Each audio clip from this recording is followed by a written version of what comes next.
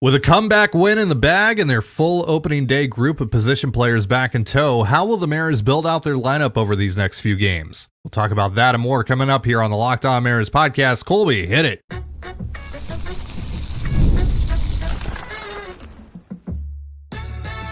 You are Locked On Mariners, your daily Seattle Mariners podcast. Part of the Locked On Podcast Network, your team every day.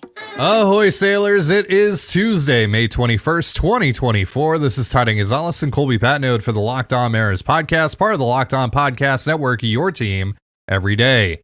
On the show today, we're going to talk more about the Mariners lineup decisions now that JP Crawford is officially back. We're also going to catch up on some injury news and get you set for game 2 between the Yankees and Mariners tonight. But before we do that, shout out to our title sponsor today, PrizePicks. It's the easiest and most exciting way to play daily fantasy sports. Go to prizepicks.com/lockedonmlb and use the promo code LOCKEDONMLB. That's all lowercase for a first deposit match up to $100. And if you want to hear from me and Colby even more and help support the show, check out our Patreon. The link is in the description and you can sign up for a free 7-day trial. So Colby, before the Mariners went on this road trip, we talked a little bit about the lineup because we were expecting both JP Crawford, Dom Canzone to get back. We got Canzone back when we thought we were going to, but JP's return got delayed a little bit because of that hit by pitch in Tacoma. But we saw him return last night. He was activated and then pinch hit late in that comeback win against the Yankees. So I assume that JP is going to be in the lineup tonight. He probably is by the time that you're watching this. We're recording this around 11. It's 11:57 Pacific time right now. So lineup's probably out by the time you're watching this. I think Jorge Polanco will be in the lineup, but I've also thought that the last couple of games as well, because apparently he's been available off of the bench. Especially last night, Scott Service had said that he was available off the bench. We didn't see him, but I would assume, I mean, it's been, 7-8 days since he suffered that hamstring injury. So assuming that everyone's healthy and ready to go now, how do you think they're going to deploy this lineup? I would assume that they're going to slot JP back into the leadoff spot, simply because Rojas is like 2 for his last 30. So the wheels on Rojas, are starting to fall off, and that's to be expected. We knew he wasn't going to hit 370. So I think, JP comes back at a pretty good time. So I imagine it will be JP, Julio still hitting 1 and 2, like they originally planned. And then that's where things get a bit sticky, right? I would think Cal Raleigh probably is going to hit 3 tonight. Personally, it probably should be Luke Raley, but if you want to hit Luke Raley 4 and Raleigh 3, that's fine. I think I'd rather have Cal hit 4, just to, Raley's more likely to get on base. So I'd probably go Raley and then Cal, but I think it'll be Cal and then Raley. And then, things get even dicier. Who hits 5? Could be Polanco, particularly against a right-handed pitcher. Could be Polanco.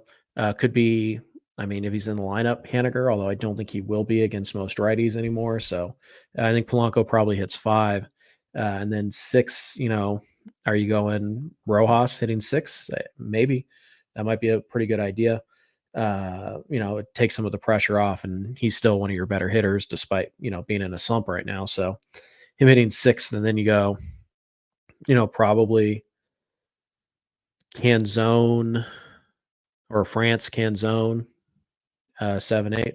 And then, where's Garver hitting or whoever DHing? Like, you make a pretty compelling point right now that Garver or Haniger, whoever the DH is, should probably be hitting 9. Like, they're been your worst hitters, although Haniger has been hitting better as of late. So, 1 through 4 right now seems pretty easy. I think we know that it's going to be, JP, Julio, Cal, and Raley. But after that, could be Polanco. Could be because they like to do left, right, left, right.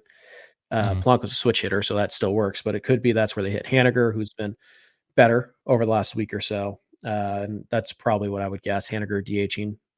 But, that's against a righty. Against lefty, Garver and Haniger will both be in there. And the lineup will probably look pretty different with a lefty on the mound. Do you think they might send Rojas back down to 9 just for wraparound purposes? They might.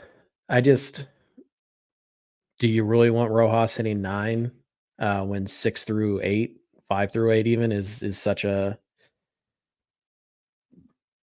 I don't have a nice word for it. So like Question it's such a mark. problem.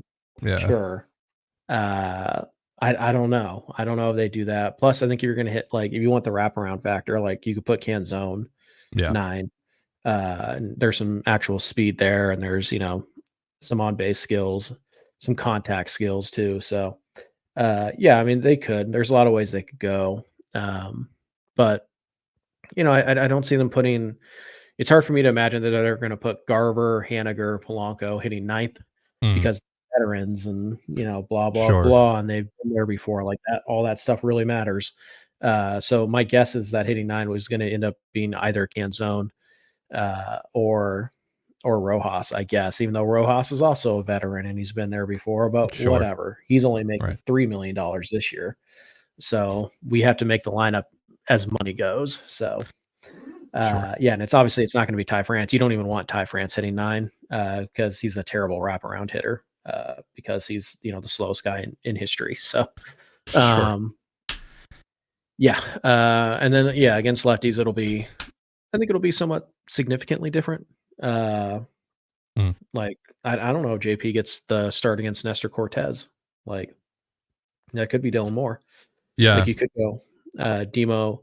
I mean, well, Demo could play third base or shortstop against lefties, either one. It kind of depends on how you feel about Urias's bat right now. So, yeah, the lefties will be interesting. Garver and Haniger will both be in against any lefty starter, which means Canzone. Most likely Canzone and Rayleigh find the bench, but this is where Ty France is kind of, because you probably want France to play against lefties. It's his best shot right now, but you don't want to take Luke Rayleigh out of the lineup. And how do you put Rayleigh, France, Haniger, and Garver in the same lineup? Right. It's a little bit tough because there's only 3 spots. So somebody has to sit down and it's a little bit of a mess against lefties, but because there's no way you're benching Dylan Moore against lefties right now. Nope.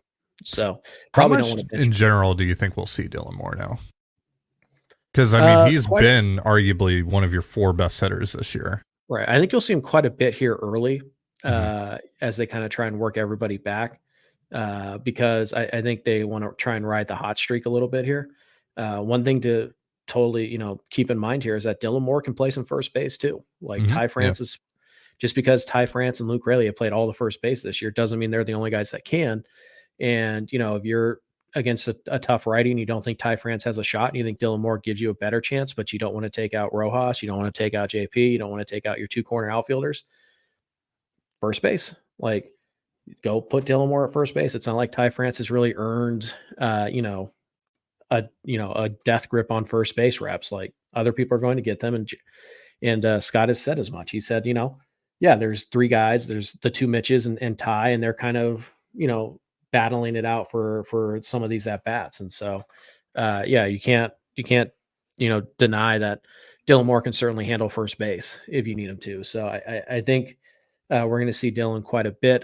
Probably not an everyday player like he's been for the last 3 weeks, but I'd be pretty surprised if for the next couple of weeks, at least, if Dylan Moore didn't make at least 4 or 5 starts every single week. And regardless of lefty righty matchups, I think they're going to try and ride that hot hand a little bit.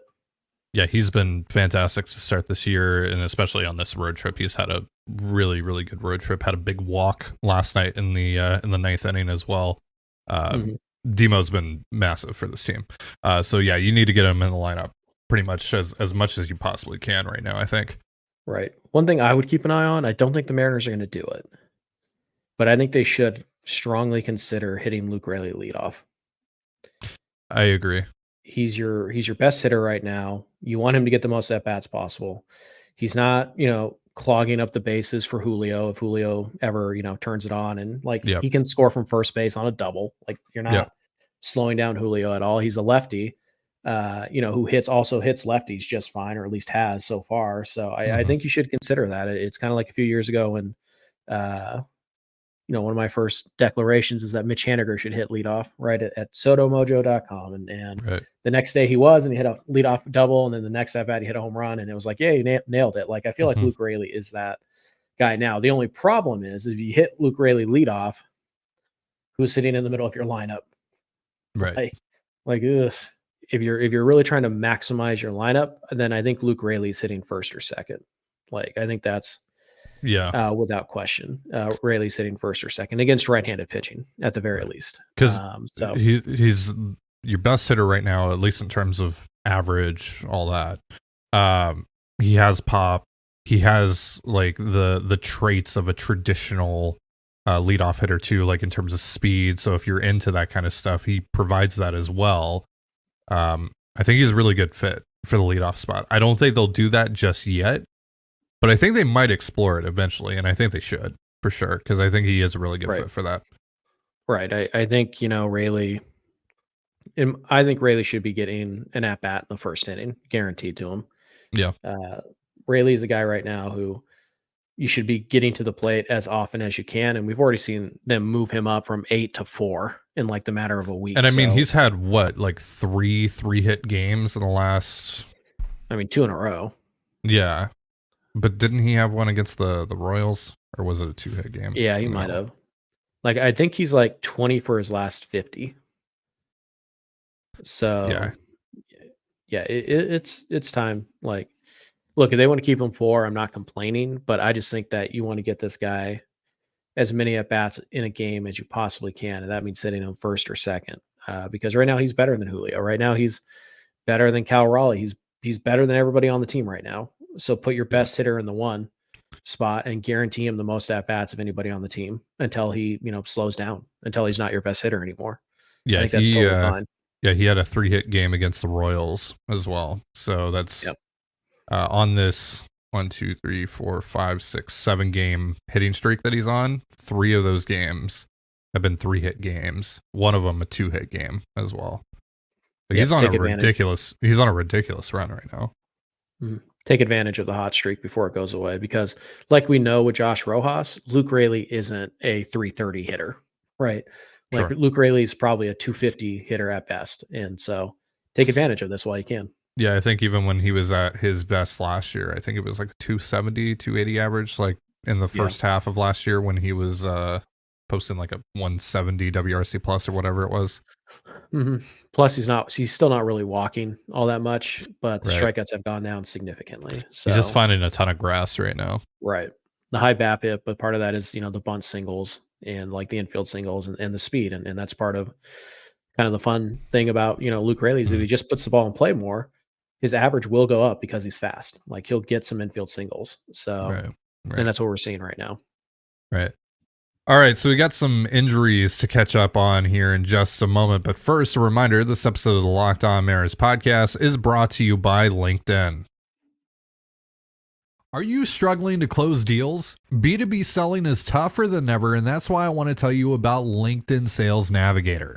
LinkedIn Sales Navigator is a sales intelligence platform that helps professionals effectively prospect and engage high-value customers, drive higher revenue, and increase sales performance. Sales Navigator helps you target the right buyers, surface key signals such as job changes, or which accounts you should prioritize, and shows you hidden allies so you can find those buyers that are most likely to convert. Fueled by LinkedIn's 1 billion member platform, Sales Navigator gives you the most up-to-date, first-party data, enabling you to unlock conversations with people that matter. Right now, you can try LinkedIn Sales Navigator and get a 60-day free trial at linkedin.com/lockedon. That is linkedin.com/LOCKDON for a 60-day free trial. Let LinkedIn Sales Navigator help you sell like a superstar today. Just go to linkedin.com/lockedon and get started. And you're listening to the Locked On Mariners podcast. You can catch Game 2 with the Yankees tonight on the Mariners hometown broadcast with SiriusXM via the SXM app. All you have to do to find that is search the word Mariners. So we have some injury news to catch up on here. Let's start with Sam Haggerty, who was recently sent down to make room for Dom Canzone on the 26-man roster. And in one of his first games back in Tacoma, tore his Achilles. So he is done for the year, and it might also impact his availability next year as well. So just brutal news for Sam Haggerty, who of course is also going to be out of minor league options this winter. So that potentially spells the end of his time with the Mariners organization. Mm-hmm. So hoping for a speedy recovery for Sam. First and foremost, just want to say that Sam, really solid ball player who has helped the Mariners on multiple occasions, and by all accounts seems to be a great dude. So, best wishes to Sam and his recovery, and hoping that he's able to make his way back wherever he ends up landing. Secondly, we got some minor league injury news. Colt Emerson, 4 to 6 weeks on a injured foot. He fouled off a pitch off of that foot. Has a small fracture in the foot. That sucks. Obviously had the oblique injury that kept him out for about 3 weeks, and now has this foot thing. So then Ty Pete, also, I believe it was a sprained ankle, right? Mm-hmm. He is resuming baseball activity, so according to Justin Hollander, and should be back with Modesto pretty soon here, but still, yeah. So not great injury news here for the Mariners right now, more so in the minors, but we haven't really talked about the minors much on this show, so wanted to do that a little bit. But Pete should be back soon. Emerson we'll see. And Haggerty done for the year, so that sucks. Any thoughts on those injuries, Colby? No, Emerson probably going to be back somewhere in July, which doesn't give him much time to get to high A this year. But he was playing well enough in A ball that they might just, when he's active, they might just send him up to high A anyway. So it's not a huge deal for Emerson. It's not like this is going to impact his timeline to the big leagues or anything like that. He's still so far away from the big leagues that, in terms of that long-term health and all that stuff, this really isn't a huge deal. Just kind of a bummer, that we're not going to be able to track his progress.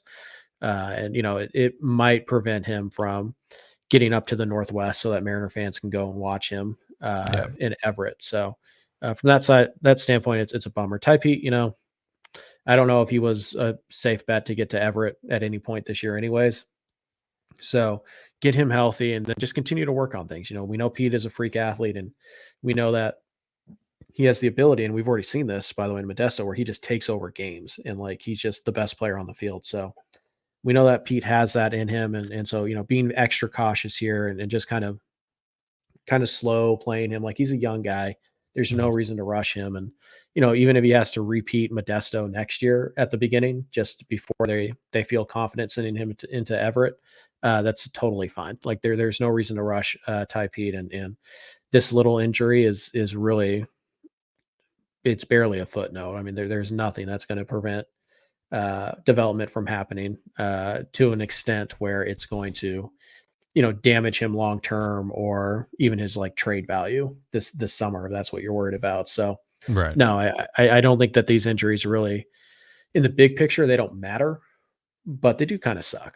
Obviously you want guys to be healthy, but also, you want guys to, it's fun to track these guys as they kind of move up in the big leagues or up in the minor leagues on the way to the big leagues. And you're just not going to get to do that with Colt Emerson for, a month to 2 months. And that's a bummer because he is the best prospect in the system.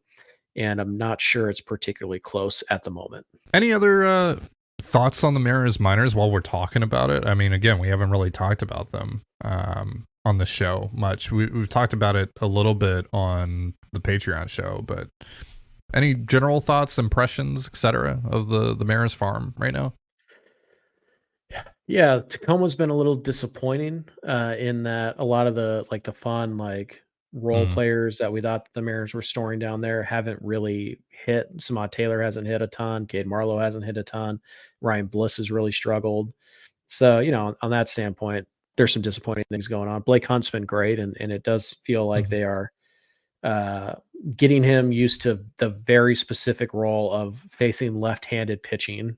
Because that's where 90% of his at-bats have come from, is against lefties in particular. So They're very clearly trying to get him ready for that role, and he might be ready for it. Who knows? But Sebby's actually been hitting the ball pretty hard recently, and his at bats have gotten better. So I don't know if that moves on the horizon anytime soon, but it might be. You never know.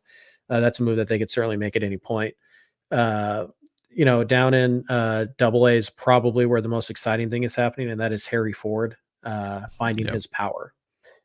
Ford is slugging, I think, over his last, he started out like 5 for 45 or something like that. Mhm. And since that time, he's slugging almost like 600. He's got 11 extra base hits, and he's not striking out more or walking less to get to that power. He's maintaining his high contact, high on base skills, but he's getting to the power that the Mariners thought he had when they drafted him. And now he's starting to look like this is a guy who could legitimately hit 20 home runs while running, 250, 260 batting average. And possibly, I mean, it's tough to say how this translates to the big leagues, but based on how his career has progressed in the minors, possibly nearing a 400 on base. And I think he might be able to slug about 400 to 425, maybe 450 at the big league level based on what we're seeing. So Harry Ford is by far the most positive development of the entire Mariners farm system individually speaking. And yeah, he as far as I've heard and read, he looks fine behind the plate. Like he's a totally passable catcher. This isn't where he's a disaster back there and he can't play anywhere else. So this isn't Jesus Montero. Yeah. So I think that's what you're looking at. Yeah, since April 20th, he is slashing 353. Listen to this on base percentage, 491 with a 612 slug. That's a 201 WRC plus. So since 420, he's been smoking the ball, absolutely blazing it. Not a ton of home runs though, just 4 home runs, but a lot of doubles, lots of doubles, and a couple triples. So couple triples. Yep. He's 9 doubles, really good two triples, 4 homers. Yeah. So, I still don't think you're going to see Harry Ford at any point this year in the Mariners system, or, with the Mariners, I should say. Mm-hmm. Like, I don't think he's a September call up or anything like that. Right. But could this showing put him, in line or give him the shot to win a job with the big league club out of spring training next year? Mm-hmm. Possibly. I do think this makes it very likely that we're going to see Harry Ford in Tacoma before the end of this year, which would be a big step for him. And then I don't think the Mariners have kind of backed off of their stance where they've just called guys up from Double A straight away and they didn't feel like Triple A was a necessary step. Feels like they kind of backed off of that belief a little bit after some failures. But it's not like they've all failed. Kyle Lewis worked out totally fine until he got hurt. Julio didn't need AAA, so Cal Raleigh did. Some of these guys do need AAA, and I think they're gonna handle Ford like he needs AAA, and they'll give him a good long run down there. So it's not impossible that we see Harry Ford at some point this year. I would just say it's highly unlikely because there's still defense that needs to be worked on. Sure. And then one other guy down in Double A that's obviously we've talked about him a little bit, Tyler Locklear. Really hitting well in a bad hitter's ballpark. Although the swing and miss has been a problem for the last 10 days or so, at least based on what I've heard. I haven't gotten to watch a ton of Double A Arkansas games, so his swing and miss is kind of an issue right now. But the other day he had 2 home runs and a double in a game, right. So he's probably darn near ready for a call up to AAA. Like he's getting real close. All right. So we're going to get you ready for game 2 of this series between the Mariners and the Yankees tonight in just a moment. But first, a reminder, this episode of the Locked On Mariners podcast is brought to you by PrizePicks. Baseball season is in full swing, so don't miss your chance to add your favorite players from the diamond in your PrizePicks entries. Whether it's strikeouts, RBI, or first inning runs, take your pick of more or less and add them to your PrizePicks entry today. You can also get in on the basketball playoff action and win up to 100 times your money on PrizePicks as you and the world's best players take the game to a whole new level during the postseason.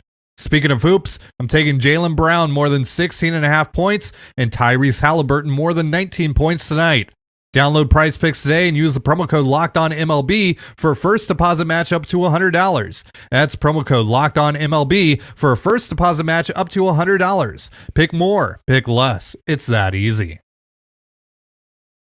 And you're listening to the Locked On Mariners podcast. You can catch Game 2 with the Yankees tonight on the Mariners hometown broadcast with SiriusXM via the SXM app. All you have to do to find that is search the word Mariners, and that's what we're going to talk about now.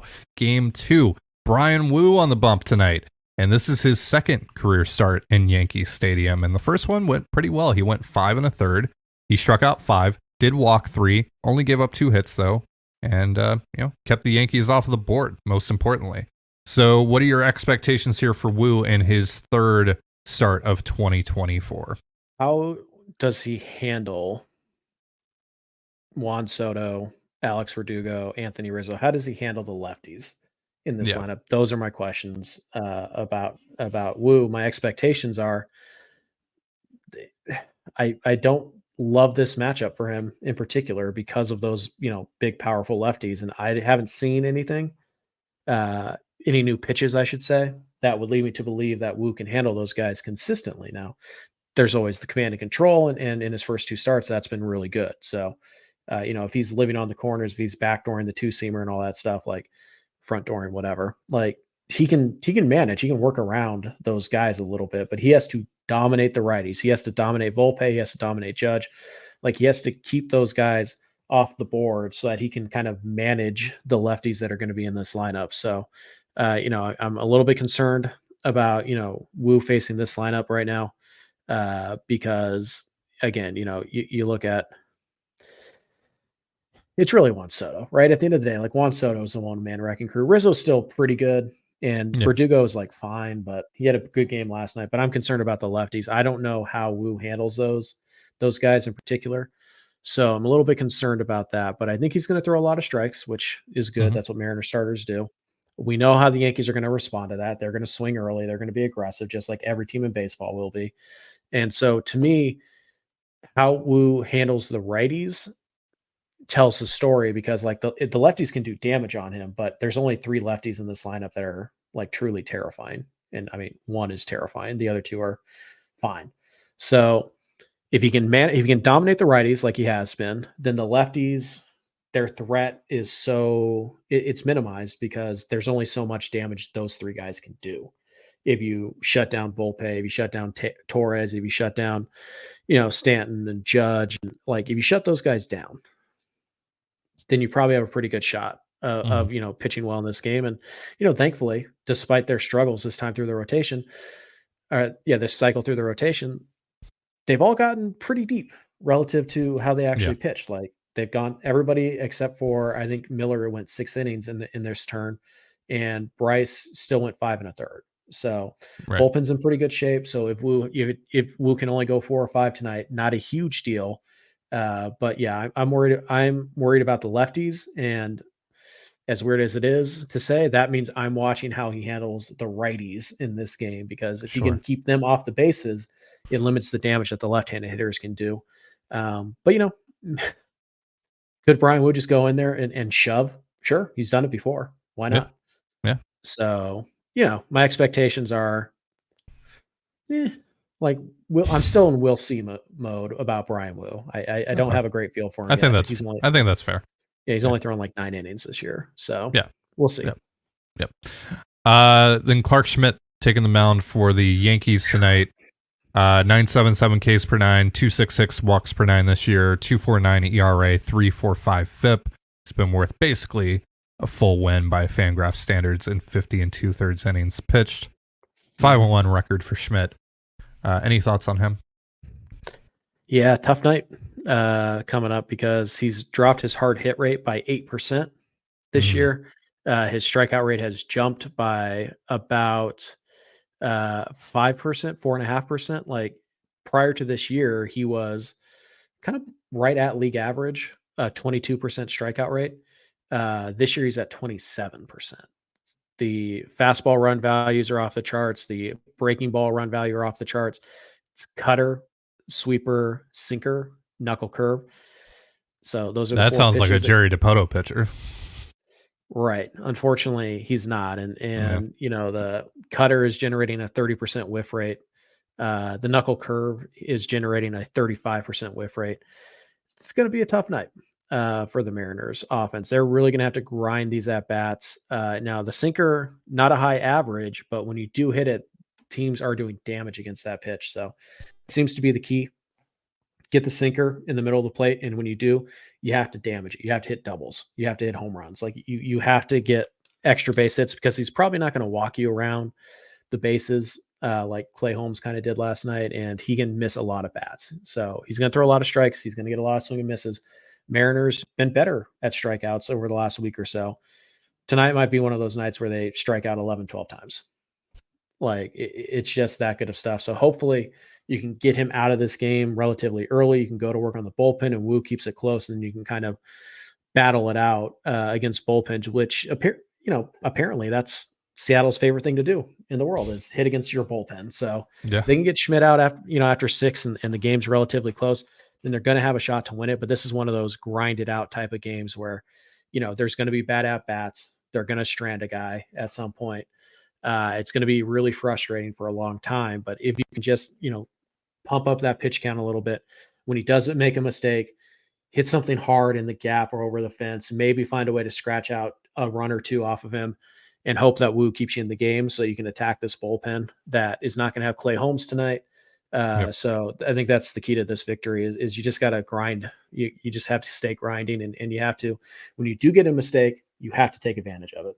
Absolutely. Yeah, it's going to be a war of attrition with Schmidt tonight, and hopefully you're able to get into that Exactly. bullpen. That is going to do it for our show. But before we get out of here, a reminder that Locked On has launched the first ever national sports 24/7 streaming channel on YouTube, and now it's also available on Amazon Fire TV and the free Fire TV channels app. Locked On Sports Today is here for you 24/7, covering the top sports stories of the day with the local experts of Locked On, plus our national shows covering every league. Find Locked On Sports Today now available on the free Fire TV channels app. Thank you so much for joining us here on the Locked On Mariners podcast. For Colby Patnode, I'm Ty Dane Gonzalez. Be sure to give us a follow on Twitter at LO_Mariners. You can follow me at Ty Dane Gonzalez and Colby at CPAT11. That's CPAT11. You can also find all that stuff in the description of this episode. Have yourself a beautiful baseball day, and we'll see you next time. Peace.